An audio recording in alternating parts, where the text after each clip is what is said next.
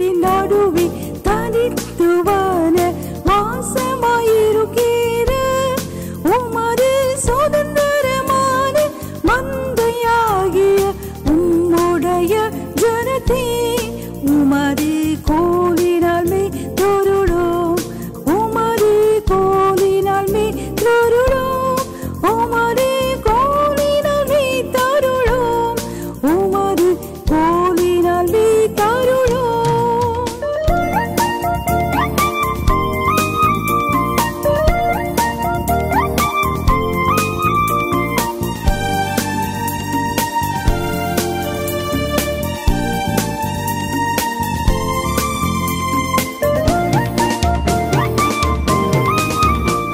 இன்றைக்குள்ள தலைப்பு பார்த்துருப்பீங்க. அப்பொழுது கர்த்தரின் அக்கினி விழுந்தது. அப்பொழுது கர்த்தரின் அக்கினி விழுந்தது. Then the fire of the Lord fell. Then the fire of the Lord fell. அப்பொழுது கர்த்தரின் அக்கினி விழுந்தது. கர்த்தர் கண்டிப்பாக நம்மோடு கூட பேசுவார். கர்த்தருடைய பரிசுத்த நாமத்துக்கு மகிமை உண்டாவதாக. ஒரு நீண்ட வேத பகுதியை வாசிக்க போகிறோம். 1 ராஜாக்கள் 18ஆம் அதிகாரம். அந்த முழு அதிகாரத்தையும் வாசிக்க வேண்டும் என்று வாஞ்சிக்கிறேன். நேரம் கருதி 19வது வசனத்திலிருந்து வாசிக்க போகிறோம். 1 Kings chapter 18 verse 19. இப்போதும் கர்மேல் பர்வதத்திலே இஸ்ரவேல் அனைத்தையும் பாகாலின் தீர்க்கதரிசிகள் 450 பேரையும் ஏசபேலின் பந்தியிலே சாப்பிடுகிற தோப்பு விக்கிரகத்தின் தீர்க்கதரிசிகள் 400 பேரையும் என்னிடத்தில் கூட்டிக் கொண்டு வர ஆட்களை அனுப்பும் என்றான். எலிசா ராஜாட்ட ஒரு சேலஞ்ச் பண்றான். பிரியமானவர்களே, ஆகாப் ராஜா அவர் எசபேலை கட்டி இஸ்ரவேலின் ராஜா நம்முடைய தேவன், ஆபிரகாமின் தேவன், ஈசாக்கின் தேவன், யாக்கோபின் தேவன், முற்பிதாக்களின் தேவனுக்கு மாறாக பாகாலை கிரீச்சர் காட் அப்படிம்பாங்க. சிருஷ்டியை விட்டு சிருஷ்டிப்பை வணங்குகிற ஒரு வழிபாட்டு முறை.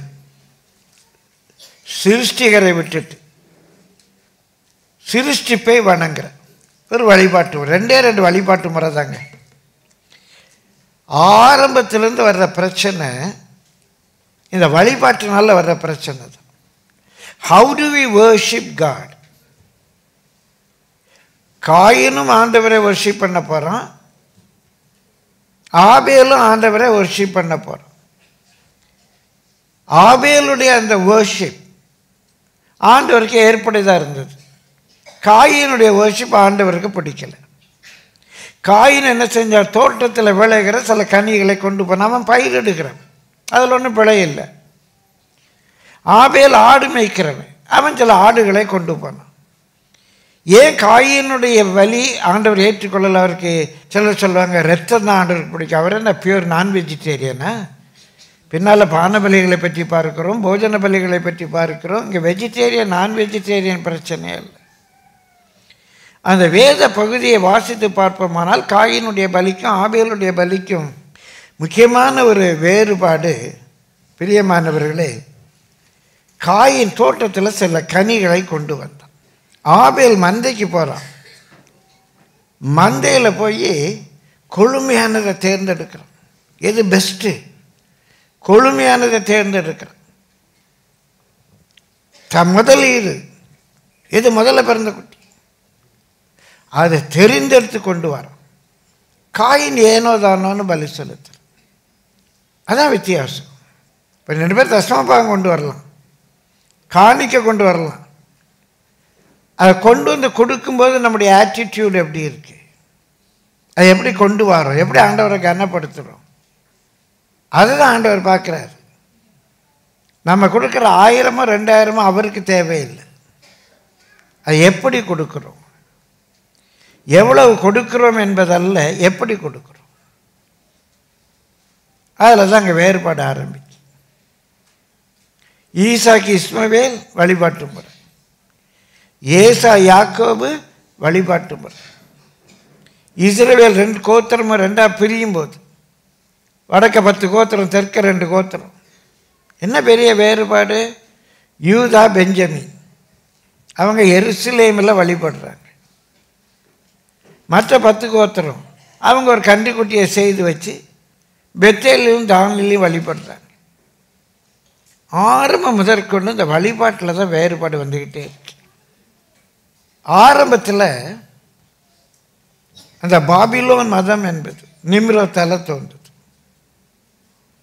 அதில் இருந்தால் இந்த கிரீச்சர் வழிபாடு வந்ததுன்னு சொல்கிறேன். சிருஷ்டிப்பை வழிபடுவது. இன்றைக்கு உலகத்தில் உள்ள அநேக வழிபாட்டு முறைகள்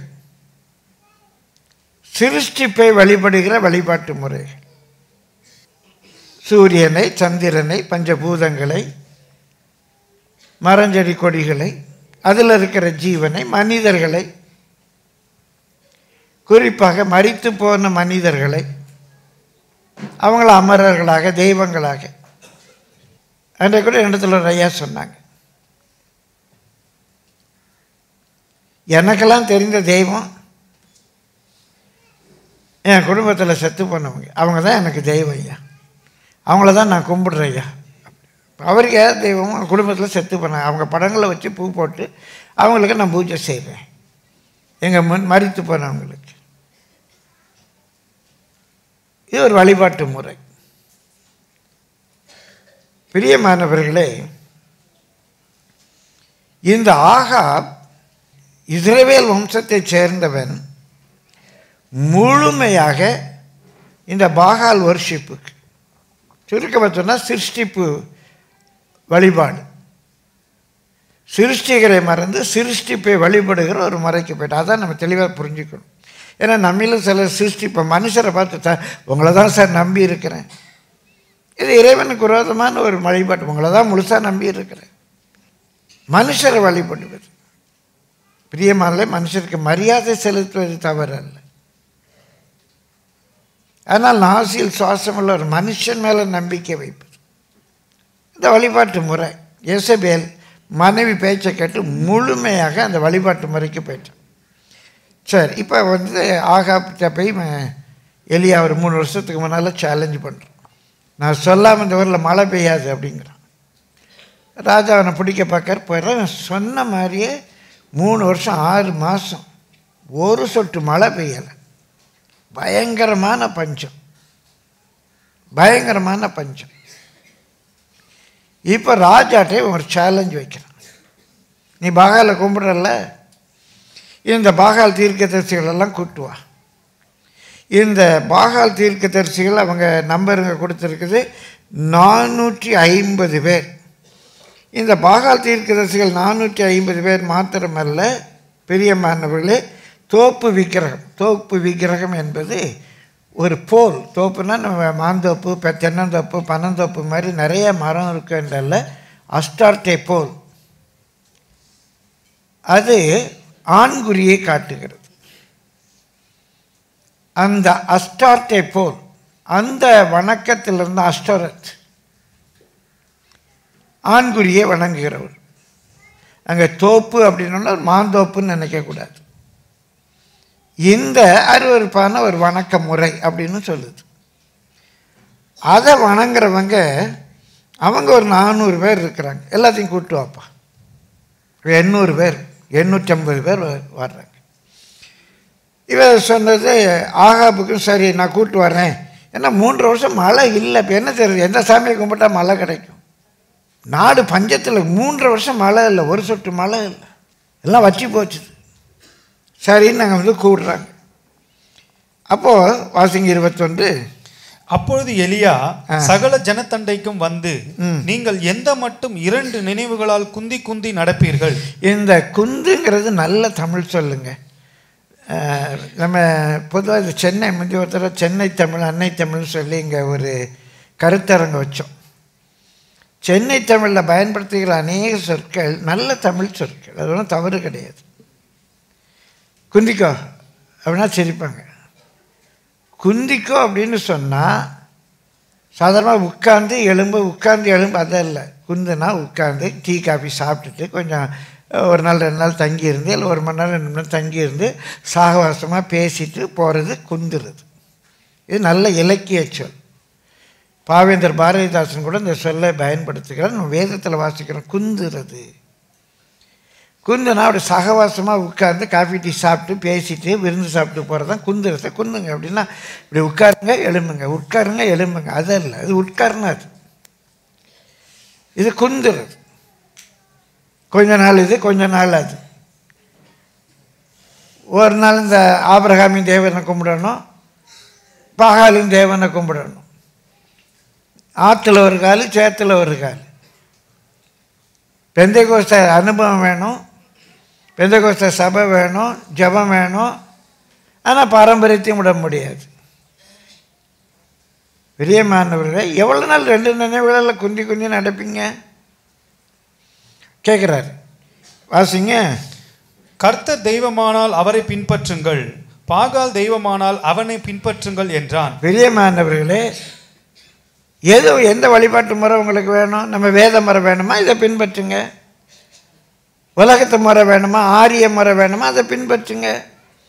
ஒரு பக்கம் ஆரியத்தையும் வச்சுக்கணும், ஒரு பக்கம் உலகத்தையும் வச்சுக்கணும், ஒரு பக்கம் வேதத்தையும் வச்சுக்கணும். ஏங்க அப்படி போட்டு கஷ்டப்படுறீங்க? அது சரின்னா அதை முழுமையாக பின்பற்றுங்க. இது சரின்னா அதை முழுமையாக பின்பற்றுங்க. ஒரு நாள் ஒருத்தர் சொல்கிறாங்க, தாலி அது நம்முடைய பண்பாடுங்க, அது நம்ம கலாச்சாரம், அது நமக்கு ஒரு அடையாளம். திருமணம் ஆனதுங்கிறதுக்கு ஒரு அடையாளம். அதில் என்னங்க தப்பு இருக்குது? சரி, அது அடையாளம்.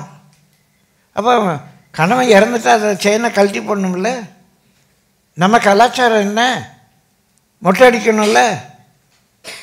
கணவன் இறந்த பிறகு எதுக்கு முடிய ஸ்டைல் பண்ணுறீங்க? கணவன் தான் இறந்துட்டார்ல, அடையாளம் வேணும்ல. மொட்டை அடிக்கணும்ல. வீட்டை விட்டு வெளியே வரக்கூடாது தானே. புருஷன் இறந்த பிறகு உப்பு போட்டு சாப்பிடக்கூடாது தானே. புருஷன் இறந்த பிறகு காரம் சேர்க்கக்கூடாது தானே. அதானங்க கலாச்சாரம். தெரியாதோ? சாப்பிடக்கூடாது. ஏன் ஒன்றை பிடிக்கிறீங்க, ஒன்றை விடுறீங்க? தாலி நம்ம கலாச்சாரம் என்று சொன்னால் நகை கலட்டுவது, மொட்டை அடிப்பது, வெள்ளை உடுத்துவது, வீட்டை விட்டு வெளியே வராமல் இருப்பது, உப்பு போடாமல் சாப்பிடுவது எல்லாம் அந்த கலாச்சாரம் தானே. ஒன்று ஆரியத்தை பிடிங்க, இல்லைன்னா வேதத்தை பிடிங்க. போட்டு ஏன் குழப்புறீங்க? ஏன் போட்டு குழப்புறீங்க? ஏன் 2 நினைவுகளால் குந்தி குந்தி இது சரின்னா இதுக்கு வந்துடுங்க, அது சரின்னா அதுக்கு போயிடுங்க. பிரியமானவர்களே, கேட்காரு எலியா கேட்கிறார். எந்த மட்டும் 2 நினைவுகளால் குந்தி குந்தி நடப்பீங்க? கர்த்தர் தெய்வமானால் அவரை பின்பற்றுங்கள், பாகால் தெய்வமானால் அவனை பின்பற்றுங்கள். ஆரிய மரம் முக்கியமா, இல்லை மேற்கத்திய கலாச்சாரம் முக்கியமா? அதை போங்க. மேற்கத்தியில் எவ்வளோ தவறுகள் இருக்கு. மேற்கத்திய கலாச்சாரம் கிறிஸ்தவ கலாச்சாரம் கிடையாது. நம்முடைய திராவிட கலாச்சாரம், ஒருவேளை நம் தமிழர்களாக பிறந்தது நமக்கு கிடைச்ச ஒரு பெரிய கிருபை. இது வேத கலாச்சாரத்துக்கு மிகவும், குறிப்பாக புதிய ஏற்பாட்டு உபதேசத்துக்கு மிகவும் நெருக்கமானது, முரண் இல்லாதது. மேற்கத்திய கலாச்சாரம், அதுவும் ஸ்காண்டினேவியா கண்ட்ரீஸ்லேருந்து வந்த கலாச்சாரம் அருவருப்பான கலாச்சாரம், அருவருப்பான கலாச்சாரம். நமக்கு மேற்கத்திய கலாச்சாரம் வேண்டாம், ஆரிய கலாச்சாரம் வேண்டாம். நமக்கு வேண்டியது வேத கலாச்சாரம். கரங்களை தட்டி கர்த்தரை ஸ்தோத்திரிப்போமா? எந்த மற்ற 2 நினைவுகளால் குந்தி குந்தி நடப்பீங்க? இது சரினா இதை ஃபாலோ பண்ணுங்க, அது சரினா அதை ஃபாலோ பண்ணுங்க அப்படின்னு எலியா சொல்றார். வாசிங்க. ஜனங்கள் பிரதியுத்தரமாக அவனுக்கு ஒன்றும் சொல்லவில்லை. இதுக்கு நிறைய பேருக்கு ஒண்ணுமே சொல்ல பிடிக்காது. சரி, நாங்கள்லாம் ஆண்டவரை பின்பற்றுறோம் அப்படின்னு சொல்ல மாட்டாங்க. இல்லை இல்லை, நாங்கள்லாம் ஆரிய கலாச்சாரத்துக்கு திரும்பி போகிறோம் அப்படின்னு சொல்ல மாட்டாங்க. அப்படிதான் அங்கே ஜனங்கள் இருக்காங்க. ஏதோ ஒன்று சொல்ல வேண்டியது தானே. அன்னைக்கு மோசே ஜனங்களை பார்த்து கேட்குறான், கர்த்தர் பக்கம் இருக்கிறவர்கள் என்னிடத்தில் வாருங்கிறான். யூதா, பெஞ்சமீனு, ரூபனு எல்லாம் கை சூப்பிட்டு நிற்கிறான் பேசாம. நாங்கள் கர்த்தர் பக்கம் தான் நிற்போம் அப்படின்னு சொல்லிட்டு வரல. ஒருத்தன் கூட வரலைங்க. லேவி கோத்திரம் மாத்திரம் மோசைட்ட வந்துச்சு.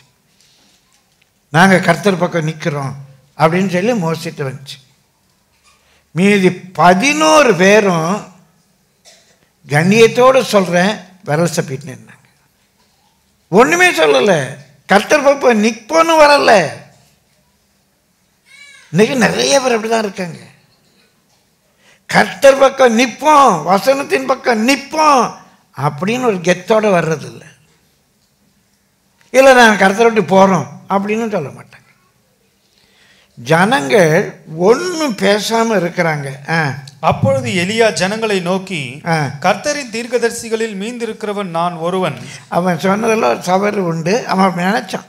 நான் மாத்திரமல்ல, சத்தியத்துக்காக வைராக்கியம் பாராட்டுகிற தேவ ஊழியர்கள் அன்றைக்கே 7000 பேர் என்றால் இன்றைக்கு உலகத்தில் 70,000 பேர் இருக்கலாம். எல்லாருடைய பேரும் நமக்கு தெரியவில்லை. அன்றைக்கி 7000 பேர் இருந்தாங்க. 7000 என்பது எழுத்தின்படி 6999 + 1 என்றல்ல. 7000 என்பது நிறைவான ஒரு எண்ணை காட்டுகிறது. 7 என்பது நிறைவை காட்டுகிறது.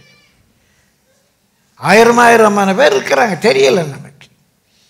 இன்றைக்கும் பாகாலுக்கு தலை வணங்காத இந்த ஆரிய வழிபாட்டு முறைக்கு, மேற்கத்திய கலாச்சாரங்களுக்கு இடம் கொடுக்காம சத்தியத்துக்காக நிற்கிற ஊழியர்கள் அநேகர் உலகத்தில் இருக்கலாம். அதிலே என்னை தாழ்த்து சொல்லுகிறேன், நானும் ஒருவன்.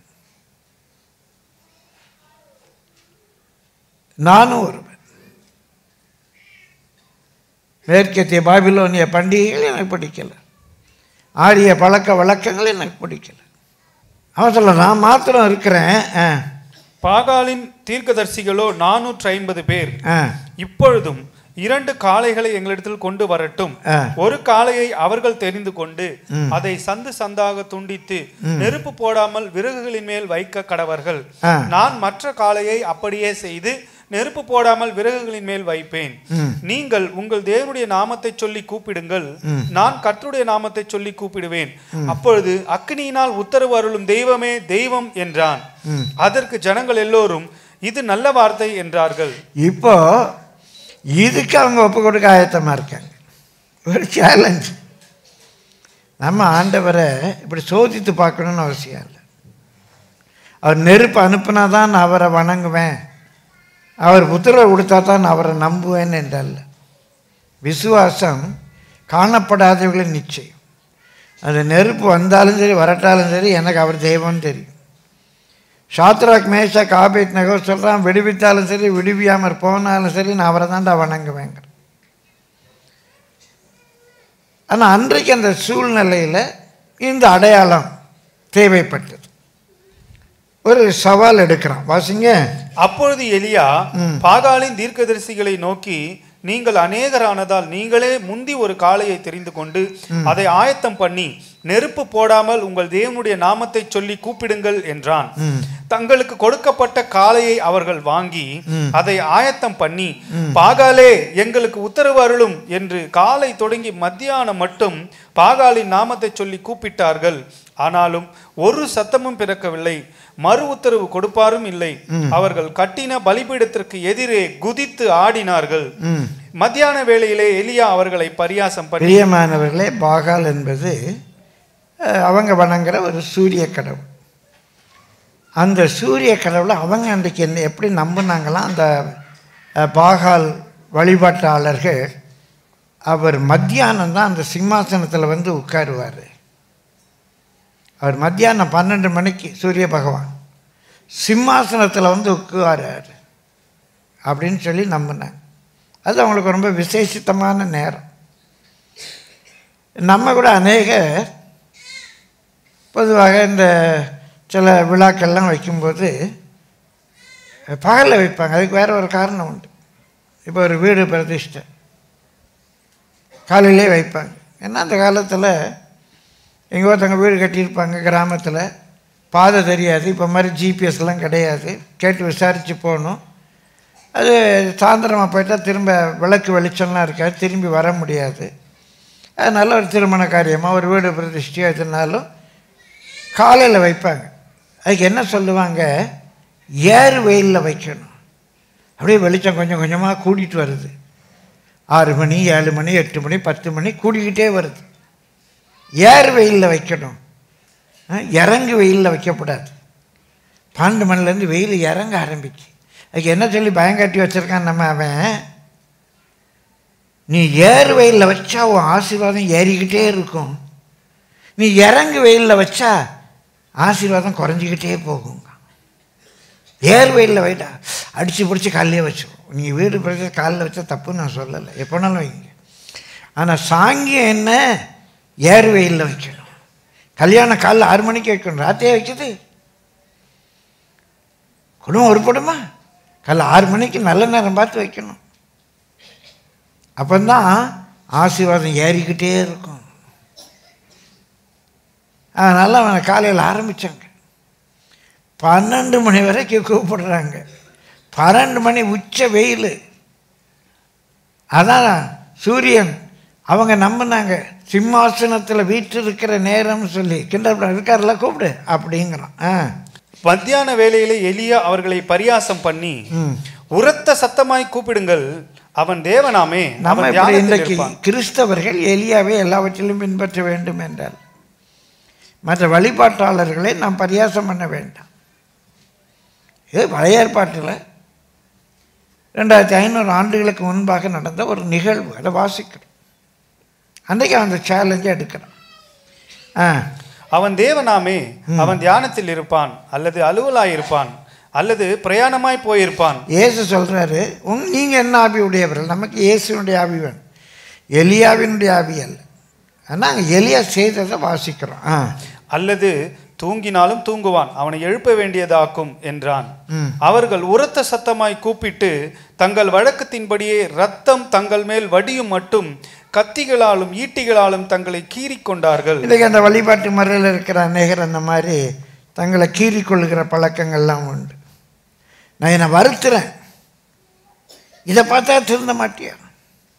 சில வேளைகளில் பிள்ளையை அடித்து பார்க்காம பிள்ளை திருந்தலை, தலையில் அடிக்க ஆரம்பிச்சிடுவாங்க.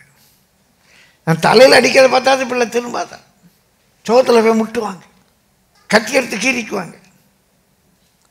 நான் பண்ணுற இந்த பைத்தியக்காரத்தை பார்த்தாது என் பிள்ளை திருந்தாதா? அதேமாதிரி ஆண்டவரை பிரியப்படுத்துறதுக்கு நிறைய பேர் தங்களை வருத்திக்குவாங்க. ஆண்டவரை பிரியப்படுத்து, இதை பார்த்தாது ஆண்டவர் இறங்க மாட்டானா அப்படின்னு அவங்க கத்திகளால் தங்களை கீறிக்கொள்றாங்க. மத்தியான வேளை சென்ற பின்பு அந்திப்பலி செலுத்தும் நேரம் மட்டாக சன்னதம் சொல்லி கொண்டிருந்தார்கள். அவங்க இறைவனை துதிக்கிறாங்க. சன்னதம் என்றால் ஒரே வார்த்தையை திரும்ப திரும்ப சொல்கிறது. அவங்க அந்திப்பலி செலுத்துகிற நேரம் 3 மணி.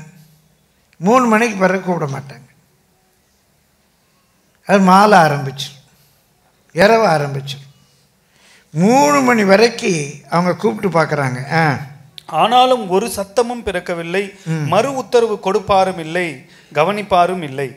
அப்பொழுது எலியா சகல ஜனங்களையும் நோக்கி, என் கிட்டே வாருங்கள் என்றான். சகல ஜனங்களும் அவன் கிட்டே வந்தபோது தகர்க்கப்பட்ட கர்த்தருடைய பலிபீடத்தை அவன் செப்பனிட்டு. நம்பர் 1, இப்போ எலியாவுடைய டர்ன் வருது. எலியா அங்கே கர்த்தருடைய பலிபீடத்தை செப்பனிட்டு. எனக்கு நேற்றிலிருந்து மண்டை உடஞ்சிச்சு. அது என்ன பலிபீடம்? அந்த கர்மேலில் என்ன பலிபீடம் இருந்துச்சு? கர்த்தருடைய பலிபீடம். கர்மேல் எப்படி ஒரு கர்த்தருடைய பலிபீடம் இருந்திருக்கும்? எருசலேமில் தானே தேவனுடைய ஆலயம் இருக்குது. பிரியமானவர்களே, எனக்கு தெரியலை, இது புது கேள்வியாக இருந்தது. எருசலேமில் தானே தேவனுடைய ஆலயம் இருக்குது, கர்மேல் எப்படி ஒரு கர்த்தருடைய பலிபீடம் இருந்திருக்கும்? ஒரு சில விளக்கங்கள். தாவீதுடைய நாட்களுக்கு முன்பாக நியாயாதிபதிகள் காலத்தில், நியாயாதிபதிகள் காலம் முடிந்து சாமுவேல் காலத்துக்கு பிறகு சவுல், சவுலுக்கு பிறகு தாவீது. அப்போ தான் கொஞ்சம் கொஞ்சமாக அந்த தேசம் ஷேப் ஆகுது.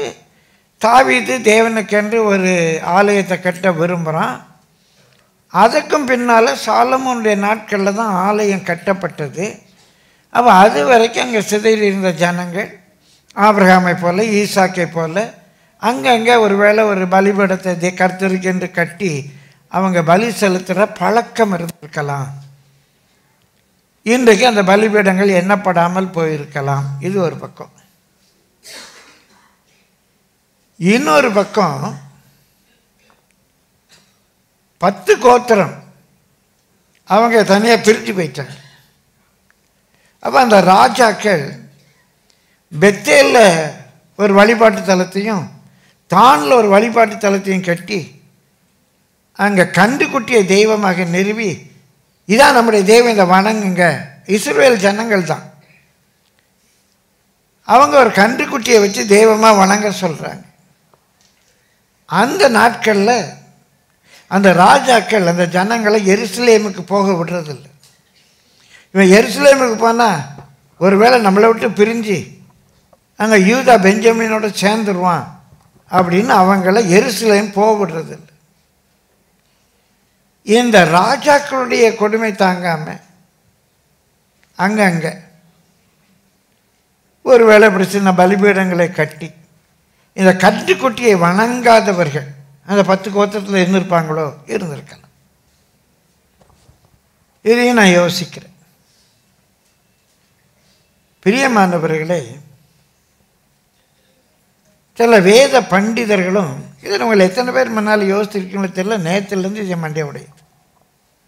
ஆனால் ஒன்று, கர்மேலில் சில இப்படிப்பட்ட கர்த்தருடைய பலிபீடங்களை 19ஆம் அதிகாரத்தில் வாசிக்கிறோம், ஆகாப் உடைத்து போட்டிருந்தான் அப்படின்னு.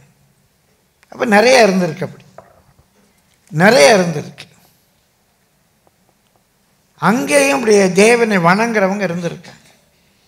ஒருவேளை தாவீதுடைய நாட்களுக்கு முன்பாக முற்பிதாக்கள் அங்கங்கே பலிபீடம் வைத்து வணங்கியிருக்கணும், ஆபிரகாம் ஈசாக்கு யாக்கோபை மாதிரி. இல்லைன்னா பிரிந்து போன 10 கோத்திரத்துலேயும் கர்த்தருக்கு பயப்படுறவங்க எருசலேமுக்கு வர முடியல, நான் கர்த்தருக்குன்னு ஒரு பலிபீடத்தை அவங்களே கட்டி வணங்கி இருக்கணும். அதெல்லாம் ஒரு பக்கம் இருக்கட்டும். இன்றைக்கு இந்த அக்கினி இறக்குவதற்கு முன்பாக, இந்த தெய்வமே தெய்வம் என்பதை நிரூபிப்பதற்கு முன்பாக முதல் காரியமாக எலியா செய்தது அந்த பலிபீடத்தை ரிப்பேர் பண்ணினான். The literal word, he repaired it. அங்கங்கே நம்ம உடஞ்சிருக்கு. இன்றைக்கு கர்த்தர் நம்முடைய வாழ்க்கையில் அந்த அவருடைய அக்கினி நமக்குள்ளாக பற்றி எரிய வேண்டும் என்று சொன்னார். அவர் ஜலத்தினாலும் ஞானஸ்நானம் கொடுப்பார், அக்கினியினாலும் ஞானஸ்நானம் கொடுப்பார்.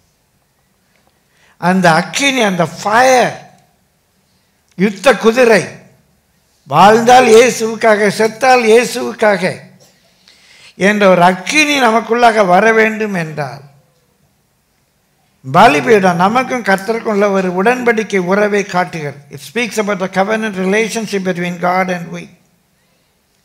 It's a relationship between God and I. அதான் அந்த பலிபீடத்தினுடைய ஒரு அடையாளம். பிரியமானவர்களே, பலிபீடம் என்பதற்கு நல்ல தமிழ் சொல் காவடி. காவு என்றால் பலி,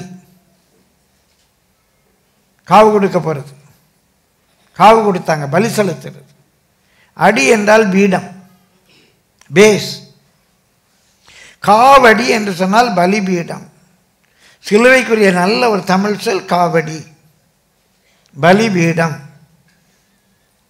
பிரியமானவர்கள், அதனால்தான் காவடி எடுத்துக்கொண்டு திருச்செந்தூர் பரிசுத்த இரத்த ஊர் அங்கே குமரக்கடவுளை கும்பிட நம்முடைய மக்கள் போகிறார்கள். அது தேவனுக்கும் நமக்கும் நடுவாக இயேசு ஒரு மத்தியஸ்தராக மரித்தது. அப்போ இந்த பலிபீடம் என்ன செய்கிறது? அந்த பலிபீடம், அந்த பலிபீடத்தில் உள்ள அந்த பலி எனக்கும் தேவனுக்கும் உள்ள உடன்படிக்கை உறவை காட்டுகிறது.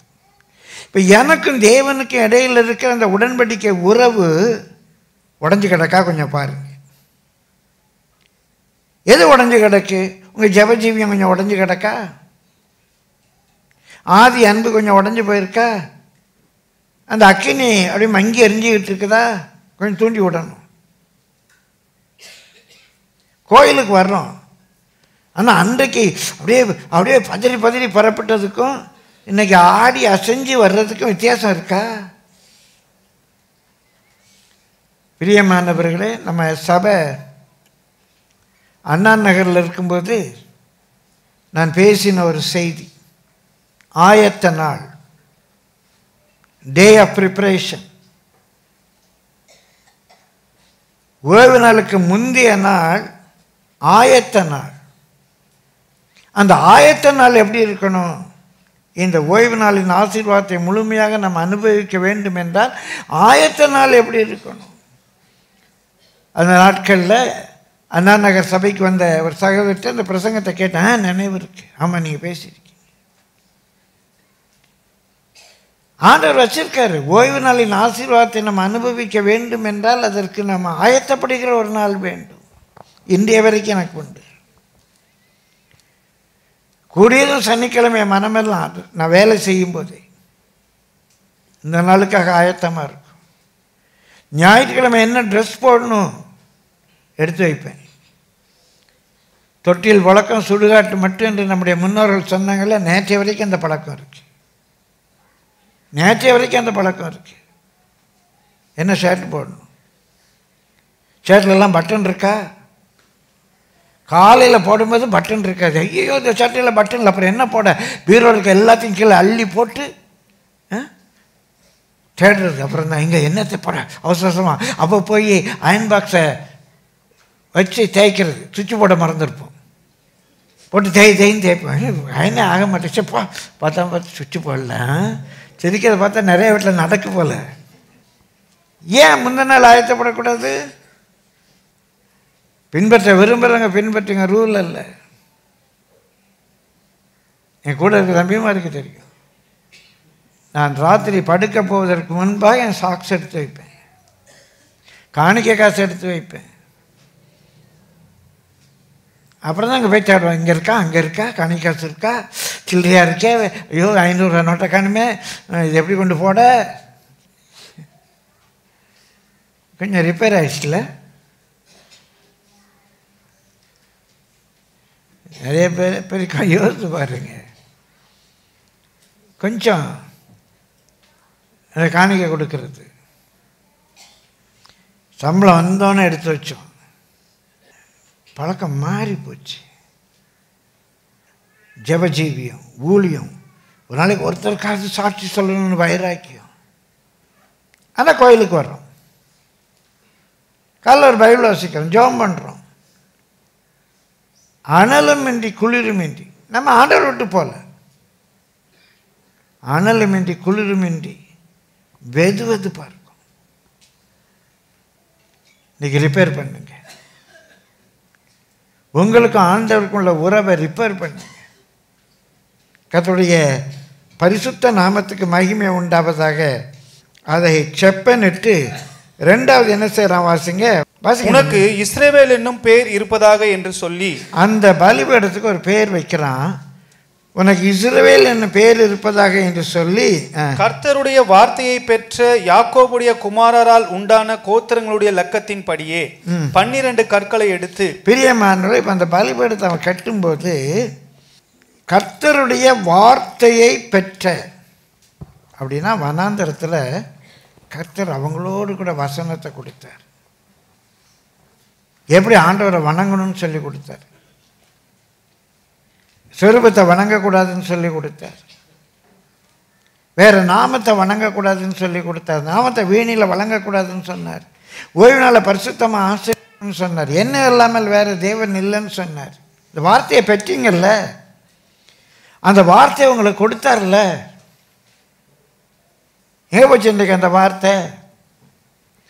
அந்த வார்த்தையை பெற்ற யாக்கோபுடைய குமாரரால் உண்டான கோத்திரங்களுடைய லக்கத்தின்படியே 12 கற்களை எடுத்து 12 கற்களை எடுத்து அந்த பலிபீடத்தை அவன் ரிப்பேர் பண்ணுறான்.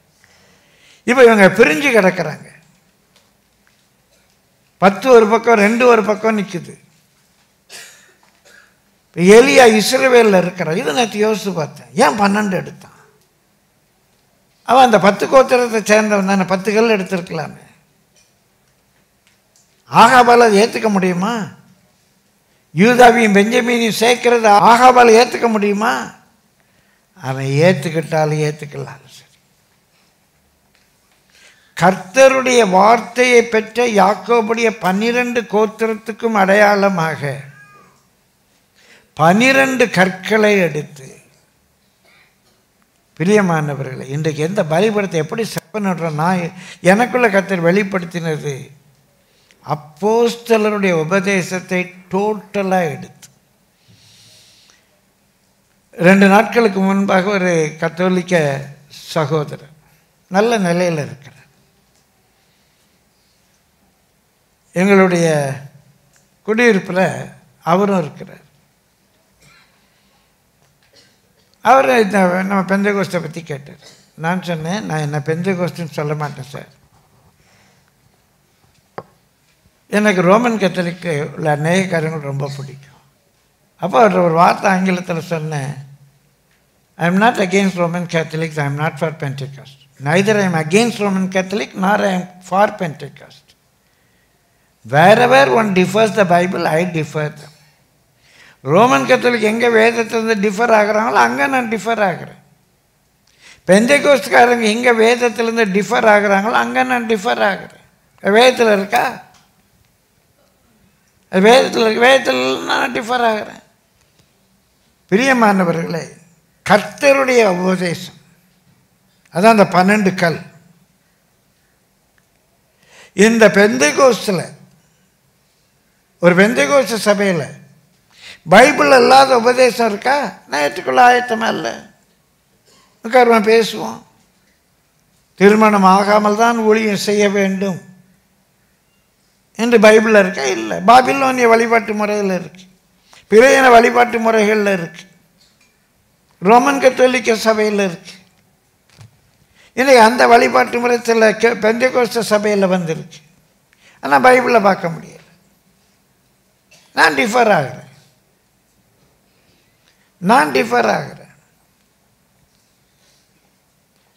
அப்போ பெந்தெகோஸ்து என்பது மாத்திரமல்ல, wherever one differs the Bible, I differ. இப்போ இந்த பலிபீடத்தை நீங்கள் செப்பனிடும்போது, உங்களுக்கும் தேவனுக்கும் இடையில் உடன்படிக்கை நீங்கள் செப்பனிடும்போது, எலியா என்ன பண்ணுறாரு? யாக்கோபுடைய 12 கோத்திரங்கள், கர்த்தருடைய வார்த்தையை பெற்ற 12 கோத்திரங்களுக்கு அடையாளமாக அந்த 12 கற்களை வைத்து அந்த பலிபீடத்தை திரும்ப கட்டினது போல, பிரியமானவர்களே, அப்போஸ்தல உபதேசத்தை வைத்து உங்கள் வாழ்க்கையை செப்பனிடுங்க. New Testament teaching. ரெபேக்கா என்ன பண்ணாங்க? ரூபன் என்ன பண்ணார்? தாவீது என்ன பண்ணார்? சாலமோன் என்ன பண்ணார்? எல்லாம் தெரியாது. சாலமோனை வச்சு வாழ்க்கை அமைக்க முடியுமா? குமாரத்திகள் இத்தனை பேர், ராஜங்க இத்தனை பேர், நீ புத்தமையோ ஒருத்தியை நீ மாற்றணும். பிரியமானவர்களே, சாலமோன் நமக்கு மாதிரியா? இல்லையே. என் வாழ்க்கை எதில் செப்பனிடுறேன்? அப்போஸ்தல உபதேசத்தில். அங்கே எலியா கர்த்தருடைய வார்த்தையை பெற்ற 12 கோத்திரத்துக்கு அடையாளமாக என்ன வார்த்தை முக்கியம்? கர்த்தருடைய வார்த்தையை பெற்ற. இப்போ நான் என் வாழ்க்கையை எதை வச்சு செப்பனிட விரும்புகிறேன்? கர்த்தருடைய வார்த்தை. இயேசு மலை பிரசங்கத்தில் சொன்ன வார்த்தை, இயேசு தம்முடைய சீடர்களோடு சொன்ன வார்த்தை, அப்போஸ்தலர் சபைக்கு எழுதின வார்த்தை, அந்த வார்த்தைக்கு அடையாளமாக அவன் 12 கற்கள் எடுத்தான். சாலிட். அந்த வார்த்தையினால் என் வாழ்க்கையை நான் செப்பனிட விரும்புகிறேன். முதலாவது தேவனுக்கு நமக்குள்ள உறவு, அதை செப்பனிடும்போது. ரெண்டாவது அப்போஸ்தல உபதேசத்தில் உறுதியாக இருங்க, கர்த்தருடைய வார்த்தையை பெற்ற ஜனம். மூன்றாவது வாசியுங்கள் 32ஆம் வசனம். அந்த கற்களாலே கர்த்தருடைய நாமத்திற்கென்று ஒரு பலிபீடத்தை கட்டி. பிரியமானவர்களே, அந்த அப்போஸ்தல உபதேசத்தாலே தமிழில் வாசிக்கிறோம் கர்த்தருடைய நாமத்துக்கென்று. ஆனால் அது எல்லா மொழிபெயர்ப்புகளிலேயும் சற்று வித்தியாசமாகத்தான் இருக்கு. கர்த்தருடைய நாமத்துக்கென்றல்ல, கர்த்தருடைய நாமத்திலே. இந்த நேம் ஆஃப் த லார்ட்.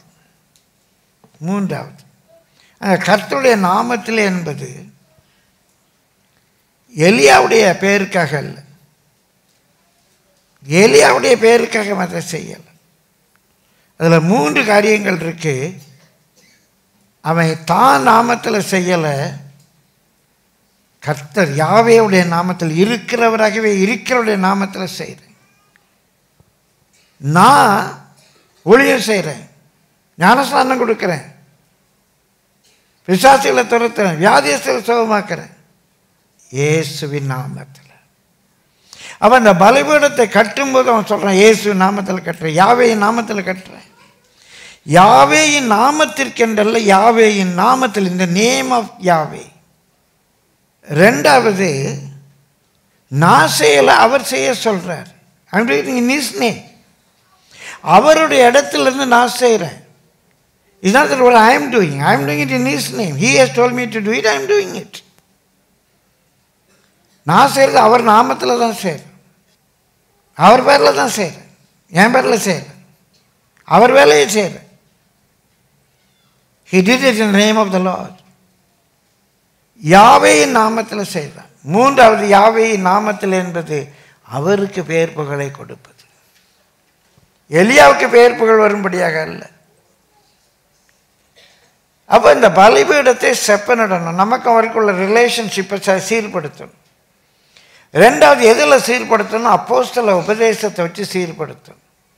மூன்றாவது, அவர் சொன்னபடி அவருக்காக, அவருடைய பெயர் பிரஸ்தாபத்துக்கு, அவருடைய ராஜ்யம் கட்டப்படுவதற்காக அதை நம்ம சீர்படுத்தணும். அது மூன்றாவது மிக முக்கியமாக. எதை செய்தால், இன்னும் பவுல் எழுதுவார், நீங்கள் புசித்தாலும் குடித்தாலும் அவருடைய நாமத்தில் செய்யுங்க. In his name do it. அவன் நான் ட்ரெஸ் பண்ண யார் பேரில் ட்ரெஸ் பண்ணோம்? In the name of Jesus.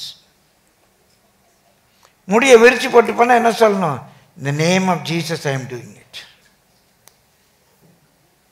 அவர் சொல்றாரு செய்கிறேன், நானா செய்கிறேன். I am doing it in his name, for his glory. It is his assignment. இன்றைக்கு ஒரு பாஸ்டராக நான் அதை சொல்லலை. பிரியமானவர்களே, நான் எந்த பைபிள் காலேஜையும் படிச்சுட்டு இங்கே வரல. உங்களில் அநேகரை போல என்னுடைய கல்லூரி நாட்களில் இயேசுவை ஏற்றுக்கொண்டு, உங்களில் அநேகரை போல உலக பிரகாரமான வேலையில் இருந்து இன்றைக்கு சென்னையில் முதல்ல saint George's Anglo Indian school, அங்கே எனக்கு ஒரு ட்ரைனிங். அதுக்கு முன்னால் GMTTV, அங்கே ஒரு ட்ரைனிங். அப்புறம் தாசஸ் ஹை ஸ்கூல், அங்கே ஒரு ட்ரைனிங். அப்புறம்தான் சென்ட் ஜார்ஜஸ். அதுக்கப்புறம் சிஷ்யா, SBOI, ஒவ்வொன்றும் வெவ்வேறு ட்ரைனிங் கொடுத்து ஆண்டு உழைத்து கொண்டு வந்துட்டு. பிரியமானவர்களே, கர்த்தருடைய நாமம். ஒரு மாதிரி நான் வேலை பார்த்துருக்கேன். வேலை பார்த்துட்டு இப்போ நீங்கள்லாம் வாலண்டியர்ஸாக நிறையா சேவைகளை செய்கிறது போல், நான் சபையில் சண்டே ஸ்கூல் எடுத்திருக்கேன், யூத் மீட்டிங் எடுத்திருக்கேன். அதிகமாக பாஸ்டர் சுந்தரையாவுக்கு நான் மொழிபெயர்ப்பாளராக இருந்தேன். சபையில் ஊழியம் செஞ்சுருக்கேன். வெளியேயும் பிரசங்க ஊழியத்துக்கெல்லாம் போவேன் வேலை பார்க்கும்போது. எனக்கு மனைவி உண்டு, பிள்ளைகள். ஏன் நான் சொல்கிறேன்னா, உங்களோட நான் ஐடென்டிஃபை பண்ணுறேன். ஏதோ நான் வானத்திலேருந்து குதிச்ச பாஸ்டர், ஏதோ பைபிள் காலேஜில் படிச்சுட்டு வந்த பாஸ்டர், உங்களைப் போலவே வாழ்ந்தவன். அன்றைக்கு நான் எதை செய்தாலும் கர்த்தருக்கென்றே செய்தேன். என் பிள்ளைகளை கர்த்தருக்கென்றே வளர்த்தேன். நான் வேலை செய்கிற இடத்துல கர்த்தருக்கென்றே சாட்சியாக இருந்தேன். தேவ நாம மகிமைக்காக சொல்கிறேன். அப்போ அந்த பலிபீடத்தை கர்த்தருடைய நாமத்திலே கட்டி, கர்த்தருடைய நாமத்துக்கு என்றல்ல, பெரிய வேறுபாடல்ல, ஆனால் இந்த நேம் ஆஃப் த லார்ட். சரி, குறிப்புக்கு கடந்து போவோம். 4ஆவதாக வாசிங்க. பலிபீடத்தை கட்டி பலிபீடத்தை சுற்றிலும் தானியம் அழைக்கிற 2 படி விதை விதைக்கத்தக்க இடமான ஒரு வாய்க்காலை உண்டாக்கி. பிரியமானவர்களே, இந்த பலிபீடத்தை சுற்றி ஒரு வாய்க்காலை உண்டாக்குகிறான். எதுக்கு அந்த வாய்க்காலை உண்டாக்குனா அப்படிங்கிறத நம்ம பின்னால் பார்ப்போம். பிரியமானவர்களே, இந்த வாய்க்கால் அது ஒரு காரியத்தை அங்கே செய்து அந்த பலிபீடம் இருக்கிற இடத்துக்கும் இவங்க இருக்கிற இடத்துக்கும் இடையில் ஒரு பிளவை உண்டாக்குது. அது இங்கிலீஷில் ட்ரெஞ்ச் என்று பார்க்குறோம். ஒரு பிளவை உண்டாக்குது. ஒரு சின்ன விரிசல் அங்கே காணப்படுது. எல்லாம் ஒரே இடம்தான். நம்ம எல்லாம் இந்த உலகத்தில் நம்ம ஃப்ரெண்ட்ஸு, ரிலேட்டிவ்ஸ் எல்லாம் இருக்காங்க.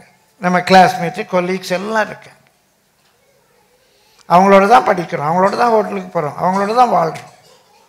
ஆனால் அவர்களுக்கும் நமக்கும் இடையிலே ஒரு பிளவு இருக்கு, ஒரு ட்ரெஞ்ச் இருக்கு. அன்றைக்கி ஞானஸ்நானம் எடுக்க வருகிறவர்களை பார்த்து பேதுரு சொல்கிறார், மாறுபாடான இந்த சந்ததியை விட்டு விலகி உங்களை ரட்சித்துக் கொள்ளுங்க. நான் மாறுபாடான சந்ததி என்ற உடனே பிற வழிபாட்டு முறையில் இருக்கிற மாத்திரம் நான் சொல்லலை. கிறிஸ்தவர்கள் நாம் ஏற்றுக்கொண்ட சத்தியத்துக்கு, அப்போஸ்தல உபதேசத்துக்கு வேறுபட்டு இருக்கிறவர், அவங்களுக்கும் நமக்கும் இடையில ஒரு சின்ன இடைவெளி இருக்கும். அது இடைவெளி ஏன் பின்னால் சொல்கிறேன். நான் வேதத்தை பின்பற்றேன், இது என்னுடைய வாழ்க்கை முறை, இது உங்கள் வாழ்க்கை முறை. அவ கர்த்தருடைய நாமத்திலே கர்த்தருக்கென்று கர்த்தருடைய உபதேசத்தை கொண்டு கட்டப்பட்ட அந்த பலிபீடம் சுற்றில ஒரு பிளவு இருக்கு, ஒரு ட்ரெஞ்ச் இருக்கு. அதான் பெந்தேகோஸ்தே நாளில் பேதுரு சொன்னார், மாறுபாடான சந்ததியை விட்டு விலகி உங்களை ரட்சித்துக் கொள்ளுங்க. இப்போ பொதுவாக நாங்கள் உளவியலில் சொல்லுவோம், அநேகருக்குள்ள ஒரு பிரச்சனை, நம்ம எல்லாருக்குமே உள்ள ஒரு பிரச்சனை என்னென்னா ஐடென்டிட்டி கிரைசிஸ், பியர் ப்ரெஷர். சக கால மனிதர்களால் உண்டாகிற அழுத்தம். நம்ம ஃப்ரெண்ட்ஸ், நம்ம கொலீக்ஸ், நம்ம ரிலேட்டிவ்ஸ், நம்மோடு பணி செய்கிறவர்கள், நம்மோடு படிக்கிறவங்க, இவங்களால நமக்கு ஒரு ப்ரெஷர் இருக்கும். அநேக வேலைகளில் நமக்கு வர பெரிய போராட்டம் என்ன, அவங்களோட நம்ம ஐடென்டிஃபை பண்ண விரும்புகிறோம். எல்லோரும் விரும்புகிறோம். எல்லோரும் ஒரு வழி நான் ஒரு வழியில் போக முடியுமா? அவங்கள மாதிரி உடுத்தணும், அவங்கள மாதிரி நடந்துக்கணும், இல்லை அவங்கெல்லாம் நம்மளை வித்தியாசமாக பார்ப்பாங்க, நம்மளை சேர்க்க மாட்டாங்க, அந்த கேர்ள்ஸ்லாம் நம்மள்ட்ட பேச மாட்டாங்க, நம்மளை கேலி பண்ணுவாங்க. ஒரு ப்ரெஷர் இருக்கு. பிரியமானவர்களே, நாமவே அதான் பார்ப்போம். மணவாட்டியை பற்றி சொல்லும்போது அவள் அடைக்கப்பட்ட தோட்டம், அடைக்கப்பட்ட தோட்டம். அந்த தோட்டத்தை சுற்றி ஒரு வேலி போட்டிருக்கு, மறைவு கட்டப்பட்ட நீரூற்று. அந்த நீரூற்று உள்ளே தண்ணி பொங்கி பொங்கி வருது, வெளியே உள்ள அழுக்கு உள்ளே போயிடக்கூடாதுன்னு சுற்றி அதில் ஒரு மறைவு கட்டியிருக்காங்க. நீ அடைக்கப்பட்ட தோட்டம், சுற்றி ஒரு வேலி இருக்கணும். இது நான் ஒரு காம்பவுண்ட் வால், இது எங்கள் வீடு, இது நாங்கள் பின்பற்ற உபதேசம். வேலி இருக்கா? ட்ரெஞ்ச் இருக்கா? வாய்க்கால் வெட்டியிருக்கீங்களா? இல்லை நான் மற்றவங்கள மாதிரி தான் இருக்கணும் அப்படின்னு நினைக்கிறோமா? நான் யாரோடு என்னை ஐடென்டிஃபை பண்ண விரும்புகிறேன்? வசனத்தோடு ஐடென்டிஃபை பண்ண விரும்புகிறேன்னா, உலகத்தோடு என்னை ஐடென்டிஃபை பண்ண விரும்புகிறேன்னா, நான் யாரோடு என்னை ஐடென்டிஃபை பண்ண விரும்புகிறேன்? ஒரு ட்ரெஞ்ச் அரவுண்ட் அஸ். கர்த்தருடைய பரிசுத்தம் ரொம்ப முக்கியங்க. நீங்கள் அக்கினி உங்கள் மேலே வந்து விழணும்னா, நீங்கள் கர்த்தருக்கு என்ற அக்கினியாய் பிரகாசிக்கணும்னா, இந்த trench is very very essential. நான் வசனத்தின் பக்கம் நிற்கிறேன், வசனத்தின் பக்கம் நிற்கிறவர்களோடு கூட நான் நிற்கிறேன். நான் தனியாக இல்லை.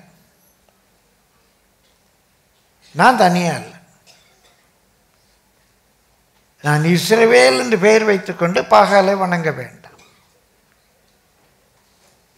நான் கிறிஸ்தவன் என்று பெயர் வைத்துக்கொண்டு ஒரு மேற்கத்திய பழக்க வழக்கம். அவங்க கேக் வெட்டினா நம்ம கேக் தான் வெட்டணும். பர்த்டேன்னா கேக் வெட்டணும். ஏன் அதிரசம் சாப்பிடக்கூடாதா? கேக்கு தான் சாப்பிடணுமா? கேக் சாப்பிட வேண்டாம்னு சொல்லலை. ஏன் அதுக்கு கேக் தான் நமக்கு முக்கியம்? நம்ம ஏன் வேறு எதுவும் சாப்பிட்டேன்னு? எந்த அளவுக்கு இந்த பழக்க வழக்கங்கள் நமக்குள்ள புரை ஓடி போயிருக்கு பாருங்க. நான் கேக் சாப்பிட வேண்டாம்னு சொல்லலை. ஆனால் இந்த பழக்க வழக்கங்களுக்கு எப்படி புரை ஓடி போயிருக்கும் என்னன்னே தெரியாது. கிறிஸ்தவ கல்யாணம் அப்படின்னு சொன்னால் அந்த பொண்ணு மாப்பிள்ளை வர்றதுக்கு ஒரு ஆர்ச்சி வைக்கணும். அந்த ஆர்ச்சி என்னன்னே தெரியாது. நான் ரொம்ப நாளாக கேட்டேன், ஆனால் எதுக்கு இந்த கிறிஸ்தவங்க ஆர்ச்சி வைக்கிறாங்க, எதுக்கு இந்த ஆர்ச்சி வைக்கிறாங்க? அப்புறம்தான் பொதுவான களஞ்சியங்களில் கலைக்களஞ்சியங்களில் படிக்கும்போது தான் தெரிஞ்சுது. ஸ்காண்டினேவியாவில் பிரியமானவரில் எப்படி நம்ம இங்கே லிங்க வழிபாடு இருக்குதோ அதே போல் அது ஒரு ஆண்குறியினுடைய அடையாளம். அது வழியாக அந்த பொண்ணை கூட்டு வந்தால் குழந்த பாக்கியம் கிடைக்கும் அப்படின்னு அவங்க நம்பினாங்க. அதனால் திருமணத்துக்கு லிங்க வழிபாடு மாதிரி இந்த அடையாளம் வச்சாங்க. பிரியமானவர்களே, அது தெரிஞ்சதுலேருந்து எங்கேயாவது போனால் கூட அதை பார்த்து ஐயா இது ஆண்குறிக்குள்ள நம்ம போகக்கூடாது, அசிங்கமாக இருக்குன்னு விலகிடுறேன். ஏதாவது இப்படி ஒரு சின்ன ஆர்ச்சி வைப்பாங்க. அன்றைக்கி ஒரு இடத்துல பார்த்தோம், ஒரு கல்யாணத்தில் ஸ்டேஜில் பொண்ணு அங்கே பின்னால் கிட்டத்தட்ட அந்த ஆண்குறி உருவத்திலே, பெரியார் சில ஆண்குறி உருவத்திலேயே அழகாக ஒரு ஆர்ச்சி செஞ்சு பின்னால் வச்சுருக்காங்க. இந்த ஆர்ச்சி விட முடியல. அது எப்படி இருந்துச்சுன்னா பொண்ணு மாப்பிள்ளை அதுக்குள்ளே போகிற மாதிரி இல்லை, பிரசங்கம் பண்ணுறோம் அதுக்குள்ளே நிற்கிற மாதிரி இருக்கு. தேவையாது அந்த ஆர்ச்சிக்குள்ளே பிரசங்கம் பண்ணுறோம் நிற்கிற மாதிரி இருக்கு பார்க்க. அப்போ நம்மளால் என்ன பண்ண முடியலை, அந்த வாய்க்காலை வெட்ட முடியலை. இது கர்த்தருடைய பலிபீடம், அப்போஸ்தலர் உபதேசத்தால் கட்டப்பட்ட ஒரு வாழ்க்கை. அப்படின்னு நமக்கு வர முடியலை. மற்றவங்க எப்படி இருக்கட்டும், அவங்களும் கர்த்தர் இருக்கும். இவன் என்ன செய்கிறான், கர்த்தருக்கும் அவனுக்குள்ள உறவை செப்ப நடுறான். அப்போஸ்தலர் உபதேசத்தால் தன்னுடைய வாழ்க்கையை கட்டி அமைக்க தீர்மானிக்கிறான். அதை சுற்றி ஒரு ட்ரெஞ்ச், ஒரு பள்ளத்தை உண்டாக்க, இது உள்ள அது வெளியே அப்படின்னு ஒரு பள்ளத்தை உண்டாக்குறான். சரி, அடுத்தால் என்ன செய்யறான் பாருங்க, வாசிங்க. விறகுகளை அடுக்கி ஒரு காளையை சந்து சந்தாக துண்டித்து விறகுகளின் மேல் வைத்தான். ஐந்தாவது பலியை வைத்தான், பலி செலுத்தினான். நம்மை பலி செலுத்தனா அந்த மிருகத்தை வெட்டி அது இரத்தத்தை சிந்தி தோலை உரிச்சி சந்து சந்தாக வெட்டி அங்கே இருந்த விறகுகள் மேலே வச்சான். பிரியமானவர்களே, நம்ம சரீரத்தை கர்த்தருடைய நன்மையும் பிரியமும் இன்னதென்று பகுத்தறியத்தக்கதாக உலகத்துக்கு ஒத்த வேஷம் தெரியாமல் ஜீவ பலியாக நம்மளை ஒப்பு கொடுக்கணும். அதான் அடையாளம். என்னை ஜீவ பலியாக ஒப்பு கொடுக்குற. ஒரே வெட்டுனா உயிர் போயிடுச்சு, அப்புறம் தோலை உரித்தான் சந்து சந்தா வெட்டுனா அந்த மிருகத்துக்கு ஒன்றும் தெரியாது. ஆனால் லிவிங் சாக்ரிஃபைஸ், நான் உயிரோடு தான் இருக்கிறேன். ஆனால் என்னை பலியாய் காணிக்கையாக கர்த்தருக்கு ஒப்பு கொடுக்குறேன். இங்கிலீஷில் சாக்ரிஃபைஸ், அதுக்கு இன்னொரு தமிழ் சொல் தியாகம். தியாகம், சாக்ரிஃபைஸ், பலி. சொல்லுவார் அந்த காலத்தில், பலி என்றால் வலி அப்படிம்பார். பலி என்றால் வலி. நமக்கு அது வலி அல்ல, நமக்கு சந்தோஷம். நமக்கு வைக்கப்பட்டிருக்கிற அந்த பெரிய வெற்றி கோப்பை என்ன சந்தோஷத்தின் பொருட்டு. இந்த அவமானம், ஃப்ரெண்ட்ஸு கேலி பண்ணுறது, வாழ்க்கையில் வர நஷ்டம், இதெல்லாம் பெருசாக என்னவே இல்லை, போயிட்டு போயிட்டு. பிரியமானவர்களே, நேற்று காலை ஆராதனையில் ஒன்று சொன்னேன். நன்மை கர்த்தர் குறைவிட மாட்டார். ஆனால் ஐஸ்வர்யத்தின் மயக்கம் நமக்கு தேவையில்லை, அதிலிருந்து கர்த்தர் விடுவிப்பார். அதுக்கு ஒரு சின்ன வரலாற்று காரியத்தை சொன்னேன். பிரான்சிஸ் ஆஃப் அசிசி நல்ல ஒரு துறவி. அவர் ஒரு நாள் போப்பாண்டர்கிட்ட பேசி கொண்டிருக்கும்போது அந்த சூழ்நிலையில் அன்றைக்கு இருந்த அந்த போப்பாண்டர் இடத்துல சொன்னார், அந்த வேட்டிக்கனுடைய ஆஸ்தி அதெல்லாம் காட்டி, பாரு நமக்கு எவ்வளோ இருக்கு, நீ என்ன துறவியாக போறிய, எவ்வளோ செல்வம் இருக்குது பார்த்தியா அப்படின்னு அங்கே இருக்கிற ஆஸ்தியெல்லாம் காட்டினார். அப்போ பிரான்சிஸ் ஆஃப் அசிசி சொன்னாராம், நம்மள எத்தனை பேர் அன்றைக்கு இருந்த அப்போஸ்தலனாகிய பேதுருவோடு சேர்ந்து, அவங்க பேதுரு தான் முதல்ல போப்புன்னு சொல்லுவாங்க, அன்றைக்கு அப்போஸ்தலனாகிய பேதுருவோடு சேர்ந்து நம்மள எத்தனை பேர் இன்னைக்கு சொல்ல முடியும், வெள்ளியும் பொண்ணு என்னிடத்துல இல்லை, வெள்ளியும் பொண்ணு என்னிடத்துல இல்லை. பிரியமானவர்களே, அன்றைக்கு அவர் போப்பை பார்த்து கேட்டார், இன்றைக்கி பிரான்சிஸ் அசிசி வந்தான்னு நிறைய ஊழியக்காரங்களை பார்த்து கேட்பார், இப்போ ஊழியம் செய்கிறீங்களே, அப்போஸ்தலர்லாம் டைட்டில் போட்டுக்கிறீங்களே, பேதுரு மாதிரி உங்களால் சொல்ல முடியுமாப்பா, வெள்ளியும் பொண்ணு என்னிடத்துல இல்லை. உண்மையாகவே வெள்ளியும் பொண்ணு என்னிடத்துல இல்லை. ஒருத்தர் தண்ணி குடிக்க கொடுத்த ஒரு டம்ளர் இருக்குது, அது கூட அந்த சொல்லுவே குத்துது. 1 கிராம் குண்டுமணிக்கு கிடையாது, ஜாலியாக இருக்கு. இங்கே கூட இருக்கவங்களுக்கு தெரியும், பெரிய பெருத்த பேங்க் பேலன்ஸ் கிடையாது. நன்மை குறைவுபடலை. பிரியமானவர்களே, இங்கே பார்க்குறோம் பலி, சாக்ரிஃபைஸ். அந்த காளையை வெட்டி துண்டு துண்டாக தோலை உரிச்சி சந்து சந்தாக வெட்டி அங்கே இந்த விறகு மேலே அடுக்கிறான். அவன் ஒரு காளையை வெட்டி அடுக்கான். அது எலியா பலி செலுத்தினது. இன்றைக்கி நீங்களும் நானும் நம்மை பலியாக காணிக்கையாக ஒப்பு கொடுக்கணும். ஐயா பெர்க்மன்ஸ் ஐயா பாடுறார், உகந்த காணிக்கையாக ஒப்பு கொடுக்குறேன், உனக்கு பிரியமான காணிக்கை, உகந்த காணிக்கை ஒப்பு கொடுத்து சுகந்த வாசனை அதை முகர்ந்து மகிழுங்கப்பா. வாலிப பிள்ளையே, நிறைய பாய்ஸ் அண்ட் கேர்ள்ஸ், ஒப்பு கொடுக்க ஆயத்தமா? சந்து சந்தா வெட்டி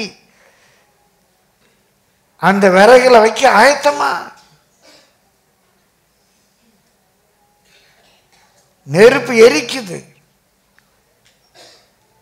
அந்த வாசனை, அந்த பலி மிருகம் எரிகிற அந்த வாசனை, அது சுகந்த வாசனையா அவர் நுகர்ந்து மகிழ்வாராம், நுகர்ந்து மகிழ்வாராம்.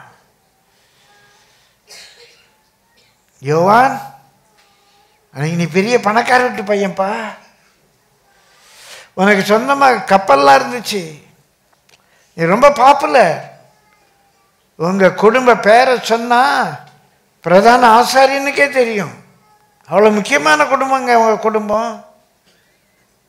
எவ்வளோ பெரிய வீட்டு பையன் நீ, சொந்த மீன்பிடி வலைலாம் இருந்துச்சு, உன்னை நிறைய பேர் வேலை செஞ்சாங்க, உங்கள் அப்பா செபதேயி பெரிய ஆள், ரொம்ப பாப்புலர்.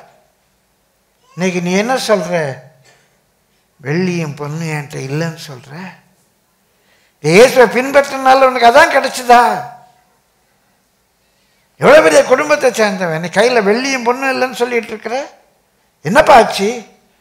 வெள்ளியும் பொண்ணு என்னிடத்துல இல்லை, என்னிடத்துல இயேசுவின் நாமம் இருக்கு. கரங்களை தட்டி கர்த்தரை ஸ்தோத்திரிப்போமா. ஒண்ணு இல்லாம போல இயேசுவின் நாமம் என்கிட்ட இருக்கு, எழுப்பி நட.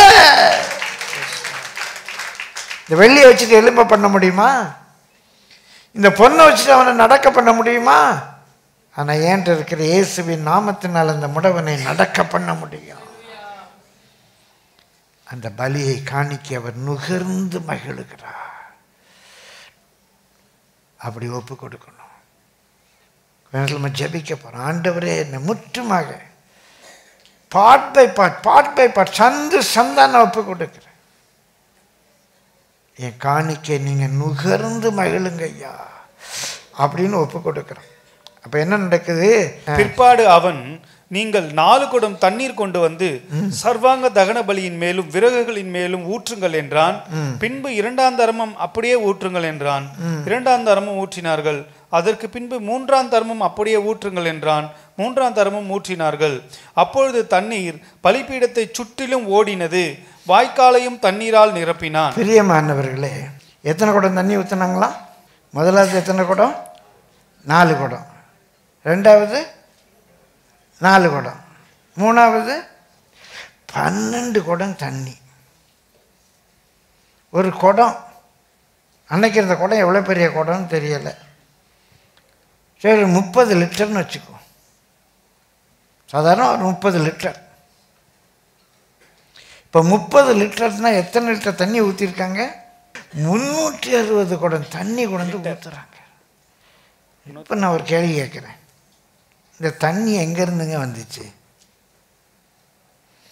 360 லிட்டர் தண்ணி கொண்டு வந்து ஊற்றிருக்காங்க கர்மேல் மலையில். இந்த தண்ணி எங்கேருந்து வந்துச்சு? மண்டை உடஞ்சிச்சிங்க. ஏன் இந்த தண்ணி எங்கேருந்து வந்து கிடந்ததுன்னு கேட்குறேன்னா, கடந்த 3 வருஷமாக அங்கே என்ன இல்லை? மழை இல்லை. கேரிபாத் ஆற்றண்டையில் போய் ஒதுங்கியிருந்தால் ஆற்றிலையும் தண்ணி போயிடுச்சு. இவன் எங்கேருந்து இந்த தண்ணி கொண்டு வந்தாங்கன்னு தெரியல. கர்மேல் மலைக்கு பக்கத்தில் கடல் இருக்கு. ஒருவேளை அடிக்கலை ஓடி போய் வேக வேகமாக ஓடி கடல்லேருந்து கொண்டுட்டு வந்தாங்களோ தெரியலை. இல்லை ஒருவேளை நம்ம பரலோகத்தில் போய் கேட்கும்போது இப்போ நம்ம பிள்ளை ஒருத்தங்க சொன்ன மாதிரி ஏசப்பா இப்படி கொடுத்தாரோ தெரியலை. கொண்டு வந்து 12, அதுலேயே அந்த எண் 12. 12 என்பது புதிய ஏற்பாட்டில் அப்போஸ்தலரை காட்டுது. பழைய ஏற்பாட்டில் யாக்கோபின் கோத்திரங்கள் 12 காட்டுது. புதிய ஏற்பாட்டில் அப்போஸ்தலர் உபதேசத்தை காட்டுது. பழைய ஏற்பாட்டில் இந்த யாக்கோபின் கோத்திரத்துக்கு கிடைத்த பிரமாணங்கள், குறிப்பாக 10 கட்டளைகள், இன்னும் 633 வாழ்க்கை முறைக்கான பிரமாணங்கள், மோசையின் பிரமாணங்களை காட்டு. அதை கொண்டு வந்து அது மேலே ஊற்றுறாங்க. பார்க்குறான்னா சிரிக்கிறான்.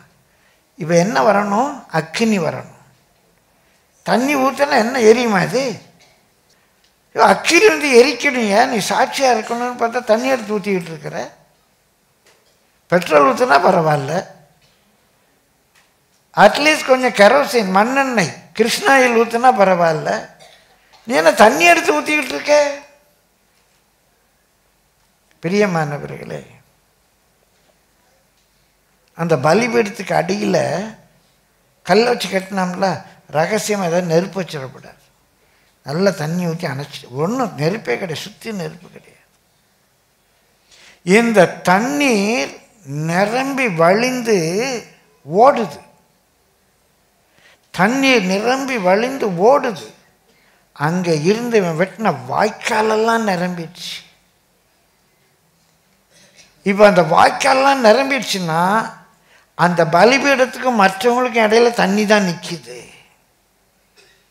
பிரியமானவர்களே, நம்முடைய ஆசீர்வாதத்துக்காக சொல்கிறேன்.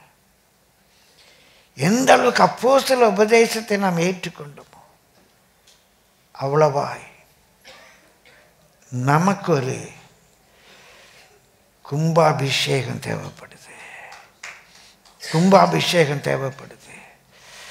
அன்றைக்கு பிரியமான அந்த வழக்கம் தான், பால் அபிஷேகம், தண்ணி அபிஷேகம்லாம் இருக்குது. என்ன செய்கிறாங்க?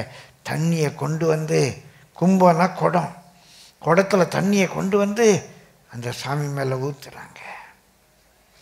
ஒருவேளை பிற வழிபாட்டு முறையில் அவங்களுடைய தெய்வத்தை அவங்க அபிஷேகம் பண்ணுறாங்க. நம்முடைய வழிபாட்டு முறையில் நம்முடைய தெய்வம் நம்மை அபிஷேகம் பண்ணுகிறார். அல்லேலூயா. கரங்களை தட்டி கர்த்தரை ஸ்தோத்திரிப்போமா? கரங்களை தட்டி கர்த்தரை ஸ்தோத்திரிப்போமா? அபிஷேகம் நம்ம மேலே நிரம்பி வழியணும். அன்றைக்கு எலியா பலிபீடத்தின் மேலே அபிஷேகத்தை ஊற்றினான். இன்றைக்கு தேவன் நமக்குள்ளே அபிஷேகத்தை ஊற்றுகிறார். அந்த அபிஷேகம் நிரம்பி வழியணும், வழிஞ்சு ஓடணும். நமக்கும் பிறருக்கு இடையில வெட்டப்பட்ட அந்த வாய்க்கால், நம்மை சுற்றி வெட்டப்பட்டிருக்கிற அந்த ட்ரெஞ்ச், அந்த பள்ளத்தை அந்த அபிஷேகம் நிரப்பணும். பிரியமானவர்களே, அந்த அபிஷேகம் நம்ம நிரப்பணும். யாரும் கிட்ட வர முடியாது. யாரும் கிட்ட வர முடியாது. கிட்ட வந்தால் அன்றைக்கு அது தண்ணி, இன்றைக்கு அது நெருப்பு. அன்றைக்கு அது தண்ணி, இன்றைக்கு அது நெருப்பு. கர்த்தருடைய பரிசுத்த நாமத்துக்கு மகிமை உண்டாவதாக. சுற்றிலும் அந்த நெருப்பு இருக்கு, அக்கினி நம்மை சுற்றி. அங்கே எலியாசாவுடைய வேலைக்காரருடைய கண்களை திறந்த போது அக்கினிமயமான ரதங்களும் குதிரை வீரர்களும் சுற்றி இருந்தாங்க. இன்றைக்கு இந்த பலிபீடத்தை சுற்றிலும் தண்ணி இருக்கு. இந்த பலிபீடத்தை சுற்றிலும் தண்ணி இருக்கு. அந்த தண்ணீர், அந்த 12 குடம் நிறையா கொண்டு வந்து ஊற்றின அந்த தண்ணீர் அந்த பலிபீடத்தை சுற்றிலும் இருக்கு. என்னை சுற்றிலும் கர்த்தருடைய அபிஷேகம், கர்த்தருடைய சமூகம், கர்த்தருடைய பிரசன்ஸ். பிரியமானவர்களே, டேவிட் லிவிங்ஸ்டனுடைய வரலாறுன்னு நினைக்கிறேன், சொல்லி நான் ஜெபிக்க விரும்புகிறேன். ஒரு நாள் அந்த மலைவாழ் மக்களுடைய அந்த பகுதியினுடைய ஒரு தலைவர் டேவிட் லிவிங்ஸ்டனுக்கு ஒரு மிரட்டல் விடுறாரு. நாளைக்கு நாங்கள் உன்னை கொலை செய்ய போகிறோம்.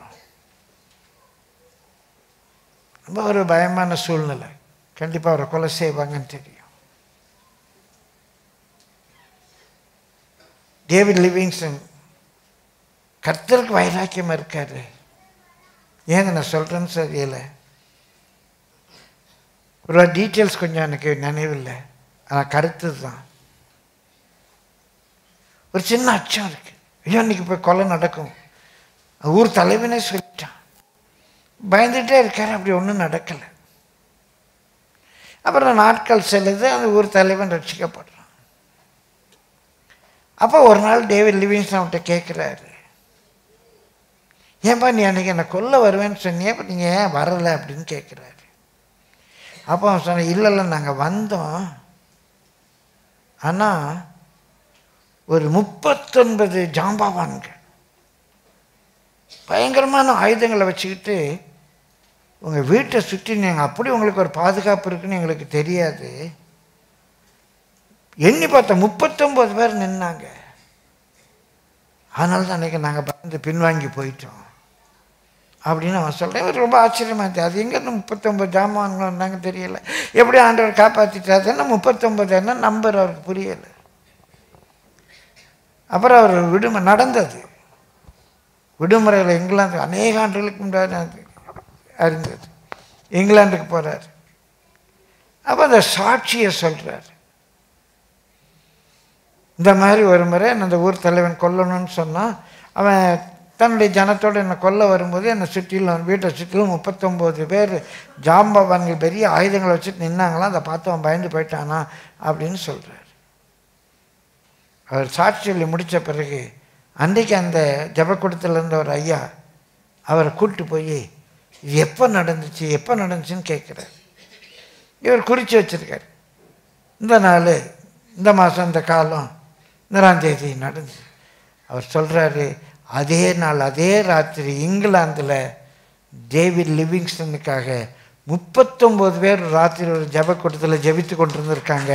பிரியமானவர்கள், அந்த நாளை அவர் குறித்து சொல்கிறாரு, அதே 39 பேர் நீங்கள் எங்களுக்காக ஜெபிக்கும்போது எங்களை சுற்றிலும் ஒரு பாதுகாப்பு வளையம் வருது.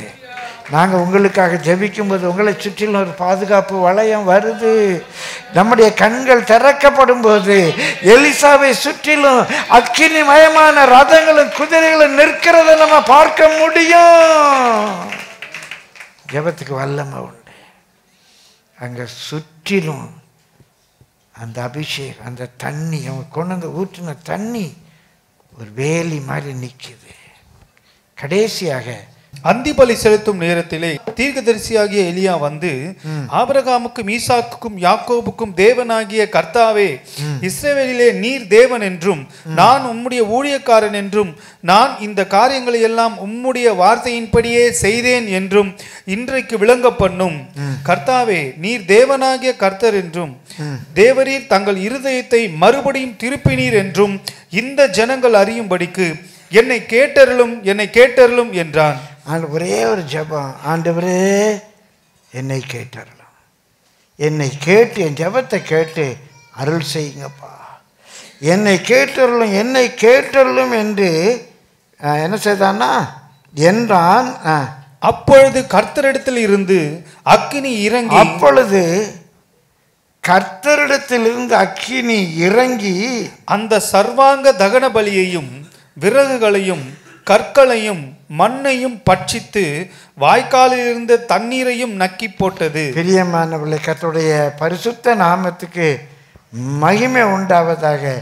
அப்போது கர்த்தரிடத்திலிருந்து அக்கினி இறங்கி என்று இருக்குது.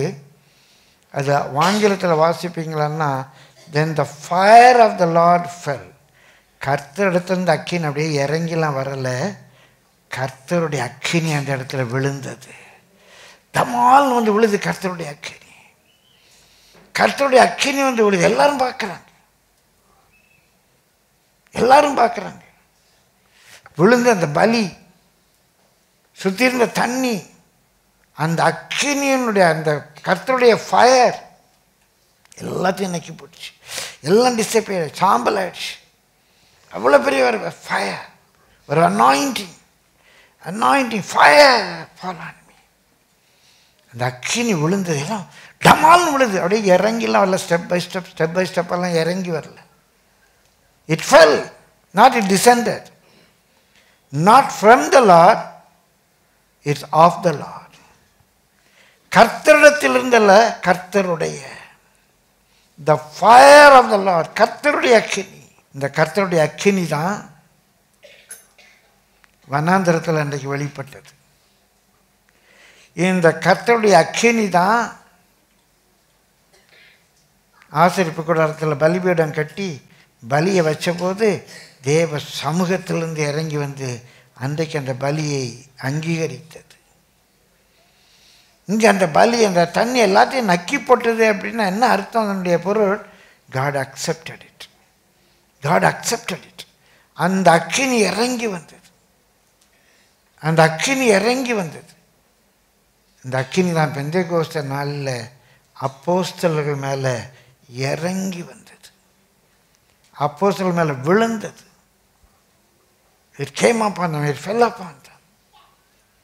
பிரியமானவர்களே, அப்படி அக்கினி இறங்கின உடனே வாசிங்க ஒரு வசனம். ஜனங்கள் எல்லோரும் இதை கண்டபோது, ஜனங்கள் எல்லாரும் இதை கண்டபோது முகம் குப்புற விழுந்து, கீழே முகம் குப்புற விழுந்து, கர்த்தரே தெய்வம், கர்த்தரே தெய்வம் என்றார். யாவேதான் தெய்வம், யாவேதான் தெய்வம் என்றார்கள். என்றைக்கு அந்த அக்கினி நம்ம மேல இறங்குதோ, என்றைக்கு அந்த அக்கினி அபிஷேகம் நம்மை வழி நடத்தும், அன்றைக்கு ஜனங்கள் முகங்குப்புற விழுந்து இயேசுவே தெய்வம், இயேசுவே தெய்வம் என்று சொல்ல ஆரம்பிப்பார்கள். அவன் ஜெபம் பண்ணும்போது 7 காரியங்கள் பார்த்தோம். பிரியமான நமக்கும் கடவுளுக்கும் உள்ள உறவு செப்பனிடப்பட வேண்டும். அப்போஸ்தல உபதேசத்தினால நம்முடைய வாழ்க்கை கட்டப்பட வேண்டும். அந்த அப்போஸ்தல உபதேசத்தில் நம்மையே பலியாக காணிக்கையாக ஒப்பு கொடுக்கணும். நம்மை சுற்றிலும் ஒரு பள்ளத்தாக்கு உண்டாக்கப்படணும், வேறு பிரிக்கப்படணும், வேறு பிரிக்கப்படணும். நம்முடைய வாழ்க்கையை கர்த்தருடைய கரத்தில் பலியாய் காணிக்கையாய் ஒப்பு கொடுக்கணும். ஜீவ பலியாய் கர்த்தருடைய கரத்தில் ஒப்பு கொடுக்கணும். பரிசுத்த ஆவியினால, அபிஷேகத்தினால நம்முடைய வாழ்க்கை நிரம்பி இருக்கணும். நாம் கர்த்தரை பார்த்து ஜெபிக்கிற ஒரு பாத்திரமாக, ஆண்டவரே என்னை கேட்டறலும், என் ஜெபத்தை கேட்டறலும் என்று ஒரு ஜெபிக்கிற பாத்திரமாக இருக்கணும். அப்போது நம்ம மேலே கர்த்தருடைய அக்கினி வந்து இறங்கும், கர்த்தருடைய அபிஷேகம் நம்ம மேலே வந்து இறங்கும். பிரியமானவர்களே, அன்றைக்கு பார்வோன் சொன்னான், யோசேப்புடைய தேவன் தான் உண்மையான தெய்வம்னு. அன்றைக்கு நேபுகாத் நேச்சார் சொன்னான், அன்றைக்கு தரியு ராஜா சொன்னான், நாகமான் காலத்தில் இருந்த சீரியாவின் ராஜா சொன்னான், நாகமான் சொன்னான். மீண்டுமாக இன்றைக்கு கர்த்தர் நம் மூலமாக பேசுகிறார். அதை பார்த்த எல்லா ஜனங்களும் சொல்லுவார்கள், இயேசுதான் யா உண்மையான தெய்வம். நாவுகள் அறிக்கை பண்ணும், முழங்கால்கள் முடங்கும். நம்ம எல்லாரும் கர்த்தர் சொல்லுவோம், ஆண்டவரே இன்றைக்கு என் பலிபீடத்தை செப்பனிடுறையா. இருக்கிற இடங்களை கூடுமானா எழும்பி நில்லுங்க. உங்களுக்கும் கர்த்தருக்கு இடையில் உள்ள உடன்படிக்கை, ஒரு covenant relationship between you and God, அது கொஞ்சம் ரூயினாக இருக்கா? கொஞ்சம் உடஞ்சி போயிருக்கா? அப்போஸ்தல உபதேசத்தினால் அதை கொஞ்சம் சீர்படுத்துங்க. அப்போஸ்தல உபதேசத்தினால் அதை கொஞ்சம் சீர்படுத்துங்க. ஹல்லேலூயா, ஹல்லேலூயா. உங்களுக்கும் கர்த்தருக்கு இடையில் உள்ள அந்த உறவு முறையை கொஞ்சம் அப்போஸ்தல உபதேசத்தை வைத்து சீர்படுத்துங்க. ஹல்லேலூயா, ஹல்லேலூயா. சத்தியத்துக்கு இடம் கொடுங்க, வேத வசனத்துக்கு இடம் கொடுங்க, வேத வசனத்தை உங்களுடைய ஐடியாக மாற்றுங்க. ஹல்லேலூயா. நன்றி ஆண்டவரே, நன்றி ஆண்டவரே. கர்த்தருடைய வார்த்தையை பெற்ற யாக்கோபின் கோத்திரம், கர்த்தருடைய வார்த்தையை பெற்ற யாக்கோபின் கோத்திரம். ஹல்லேலூயா, ஹல்லேலூயா. கர்த்தருடைய வார்த்தையை பெற்ற யாக்கோபின் கோத்திரம். ஒப்பு கொடுங்க, ஒப்பு கொடுங்க, ஒப்பு கொடுங்க. கர்த்தருடைய வார்த்தையை பெற்ற யாக்கோபின் கோத்திரம், கர்த்தருடைய வார்த்தையை பெற்ற ஹல்லேலூயா, ஹல்லேலூயா கிறிஸ்தவர்கள், அப்போஸ்தல உபதேசத்தை ஏற்றுக்கொண்ட, சத்தியத்தை ஏற்றுக்கொண்ட கிறிஸ்தவர்கள். பலிபீடம் கட்டப்படட்டும், பலிபீடம் செப்பனிடப்படட்டும். ஹல்லேலூயா, ஹல்லேலூயா. ஒரு வேறுபட்ட ஒரு வாழ்க்கைக்கு, ஒரு செப்பரேட்டட் லைஃபுக்கு, பிரித்தெடுக்கப்பட்ட வாழ்க்கைக்கு ஒப்பு கொடுங்க, ஒரு பிரித்தெடுக்கப்பட்ட வாழ்க்கைக்கு ஒப்பு கொடுங்க. ஹல்லேலூயா, ஹல்லேலூயா. நன்றி ஆண்டவரே, நன்றி ஆண்டவரே, நன்றி ஆண்டவரே. அந்த தண்ணீர் பிரியமானவர்களே, வார்த்தையை காட்டுது, வசனத்தை காட்டுது, அபிஷேகத்தை காட்டுது. ஊரபா நம ரபா ஷனமா தீரபா. ஒரு கும்ப அபிஷேகம் அங்கே நடக்குது, ஒரு கும்ப அபிஷேகம் அங்கே நடக்குது. அந்த தண்ணியை கொண்டு வந்து குடத்துல கொண்டு வந்து, கும்பத்துல கொண்டு வந்து அந்த பலிபீடத்தின் மேல ஊற்றுறாங்க. வசனத்தை கர்த்தர் ஊற்றி இருக்கிறார், வசனத்தை கர்த்தர் ஊற்றி இருக்கிறார், அவருடைய ஆவியை ஊற்றுகிறார். எங்க வாழ்க்கையின் மூலமாக பலியாய், காணிக்கையாய், உமக்கு உகந்த ஜீவ பலியாய் எங்களை நாங்கள் ஒப்பு கொடுக்கிறோம். எங்கள் வாழ்க்கையின் மூலமாக ஜனங்கள் சொல்லட்டும், இயேசுவே மெய்யான தெய்வம் என்று. நாவுகள் சொல்லட்டும் ஐயா, முழங்கால்கள் முடங்கட்டும் ஆண்டவர், முகங்குப்புற விழட்டும் ஆண்டவர். குந்தி குந்தி நடக்கிறவர்கள் சத்தியத்தின் பக்கம் வரட்டும். எங்க உறவுகளுக்காக ஜெபிக்கிறோம். எந்த மட்டும் குந்தி குந்தி நடப்பாங்க ஐயா, சத்தியத்தின் பக்கம் வரட்டும் ஆண்டவர். எங்களை தாழ்த்தி ஒப்பு கொடுக்கிறோம் ஐயா, உகந்த காணிக்கையா ஒப்பு கொடுக்கிறோம் ஐயா.